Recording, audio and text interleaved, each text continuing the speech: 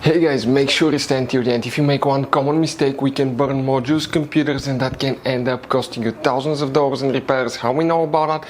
It happened to us back in the day. Stay with us, we'll explain what it is.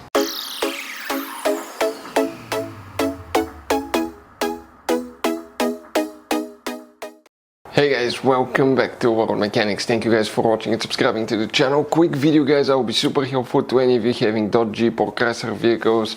All these vehicles are built by the same company. If you have a problem where guys the auto start stop function does not work correctly guys, this is known as ASS function. Stay with us, we'll explain the number one reason for that, and that could be signs of something going bad. We'll explain what it is, fix it on time, because we've seen people that spend thousands of dollars in repairs when they want to replace something simple. We'll talk about that. Make sure to stay until the end.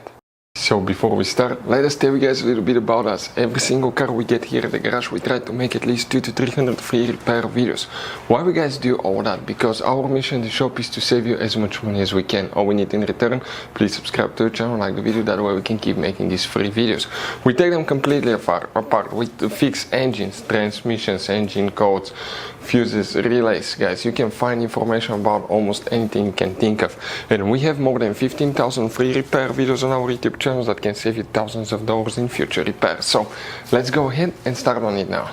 So guys, if you have Dodge Jeep Chrysler, as you know, they're built by Stellantis companies, so their system works about the same way. They're practically the same vehicles. For instance, that 3.6 engine that you see here, it's been used in Dodge Jeep Chrysler vehicles, guys, transmissions as well.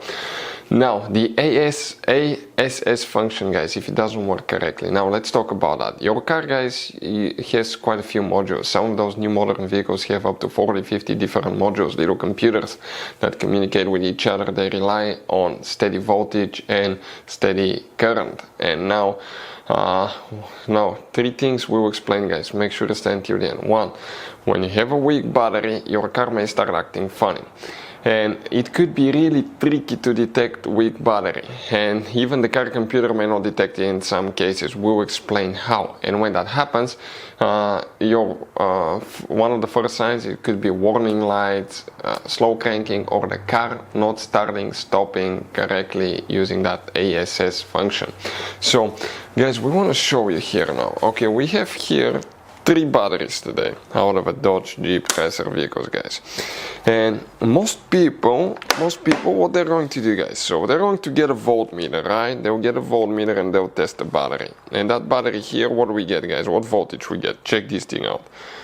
12.72, right? That indicates really good battery. And the car computer will think almost the same way. So the ASS function may turn the car off, but it may not start after that. Now, this battery here is at how many volts? Let me turn the light back on. This one is at 12.55.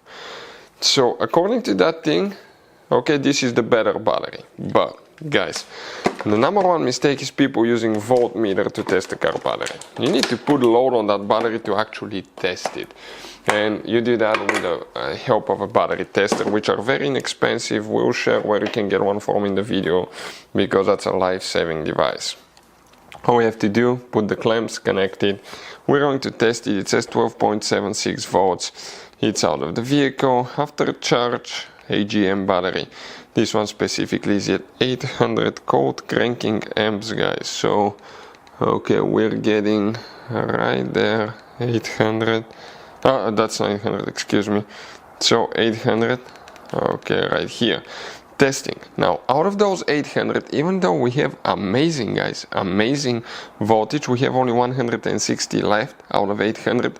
State of health 3%. That's completely short battery. That's when you start having funny messages, okay, warnings, and the ASS function not working correctly as well. This one, that's at 12.58 if we test it.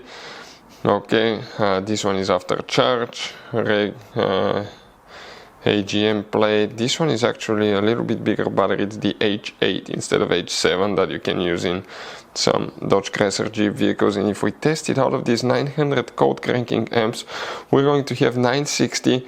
State of health 100%. That's better than new battery, even though it's 5 years old. Age doesn't mean sometimes things about batteries, especially AGM batteries. They last longer. And in other cases it will be super easy to detect that you have a bad battery even with the help of a voltmeter. You can see like this one is only at 10.6 guys, so practically this battery is, guys, okay, is shot. It's a regular flooded at 730 cold cranking amps. And if we test that battery now, okay, check it out now. Well, I put 725, but it doesn't make much difference. We're going to have only 225 instead of here 28, so that battery is shot, guys, so definitely will need to be replaced. So if you have problems with the ASS function, always check that. And another mistake, the third mistake people make when replacing the car battery, you need to know which battery terminal to disconnect and reconnect first. If you do it the wrong way, there is a possibility to burn engines, modules, computers that can cost you thousands of dollars in repairs.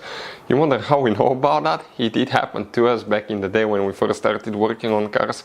We burned module on Mercedes that cost $2,000, and believe me, that was a long time ago. That was quite a bit of money. Even today's standards, that's quite a bit of money. But we'll put a link to a video in the description of the video below that will explain which battery terminal to disconnect first and which battery terminal to connect first. Hopefully the video was helpful. Thank you for watching. See you guys next time.